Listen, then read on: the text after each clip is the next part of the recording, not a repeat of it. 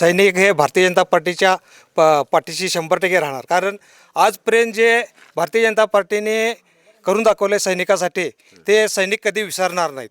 कारण जम्मू काश्मीर म्हणा कुठं म्हणा, मी पण त्या क्षेत्रातून आलेलो आहे. जम्मू काश्मीरमध्ये ह्याच्यापूर्वी भारतीय जनता पार्टीच्या पूर्वी जी परिस्थिती होती की आपल्या खांद्याला जरी बंदूक असली तरी आपण त्या उग्रवादीसाठी किंवा त्यांच्या ह्याच्यासाठी आम्ही काही करू शकतो. जरी उग्रवादी आपल्याला थोबाडी जरी मारून गेला तरी आपण बंदूक घेऊन गप्पच बसायला पाळी होती. आमच्या ह्याच्यामध्ये काही हे नव्हत्या, का ताकद दिली नव्हती सैनिकांना फायर करायची वगैरे. परंतु आता जे भारतीय जनता पार्टी आल्यानंतर जी सैनिकाला ताकद मिळाली आहे ती ताकदीमुळं आज बघा कुठं बॉम्बस्फोट किंवा जम्मू काश्मीरमध्ये आतंकवादी कुठं नाहीत. नाही तर पहिला ह्याच्या अगोदर आठवड्याला एकतरी हल्ला व्हायचाच किंवा आठवड्याला एकतरी कुठेतरी हसा व्हायचाच. परंतु ही ताकद दिल्यामुळं आज सैनिकांचं पण मनोबल वाढलेलं आहे.